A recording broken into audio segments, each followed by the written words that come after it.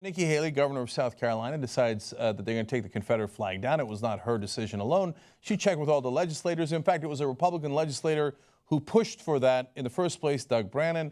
And she was joined by all the senators, Lindsey Graham, who originally was for keeping the flag up, changed his mind and was with her at the press conference. And Clyburn, very famous congressman from South Carolina, was there. Tim Johnson, the other senator, who's a Republican, of course, was also there. They all agreed. They all agreed. Now, Nikki Haley is not white. Okay, she is originally, her family is Indian, South Asian. So, I wonder if that's going to come up from the people who wanted to keep the Confederate flag up in South Carolina.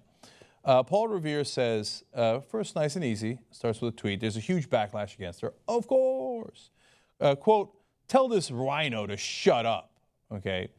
Back when they were voting for her, they're like, see, we're not racist. In fact, you know what? I have that. Let's go to Huckabee for a second. I'm going to jump in here and go to video 4. Now, Huckabee, of course, former governor of Arkansas and running for president of the United States, and proudly declaring Nikki Haley proves that Republicans are not racist. Let's watch. As a frequent visitor to South Carolina, I look at this objectively. You've got a female governor who is of Indian descent.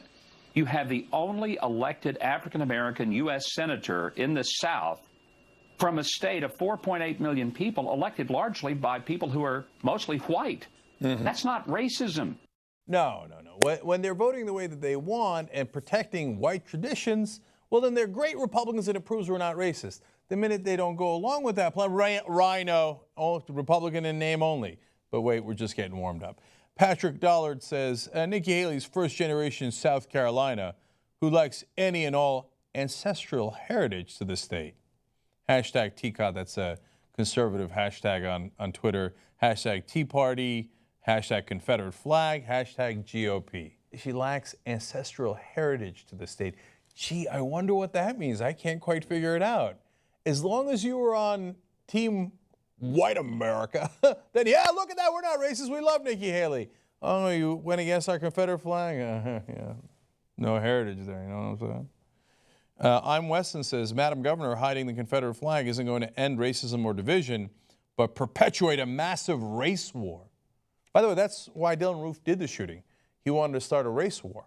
So here are these guys on Twitter going, yeah, race war. And it's not Dylann Roof's fault, it's Nikki Haley's fault, because she didn't bow her head and do as she was told, okay? Again, it wasn't her decision alone. There's such Southern Trophy Hunters writes in, presumably sarcastically, such a shame. If only they would have taken the Confederate flag down sooner, those 9 folks in the Charleston shooting would still be alive. You know what I was thinking as I saw such a shame?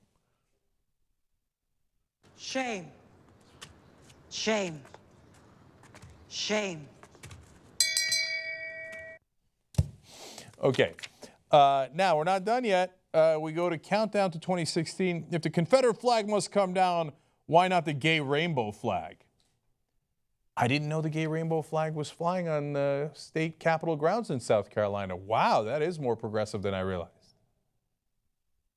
Okay, they're just reactionary. So they're like, okay, oh, you're taking it, what about the gays?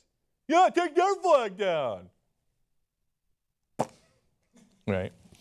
God and Guns, with a Confederate flag in his Twitter thumbnail, not surprising, calling hashtag bikers, hashtag rednecks, hashtag country boys, need 1 million man/woman ride through the ghettos with hashtag Confederate flags high in the sky. Gee, I wonder if that one's racial. I can't quite put it together. And of course, you remember Dylann Roof said that he was too scared to go to the quote-unquote ghetto. That's why he shot people in a church instead. And he said that that was the bravest thing he could do. So these guys now turning around, using some of that same ideology to attack their own Republican governor, because it turns out they like her and they're not racist as long as she's doing exactly what they tell her to do. But the minute she steps a little out of line, yeah, well, we see everybody's true colors.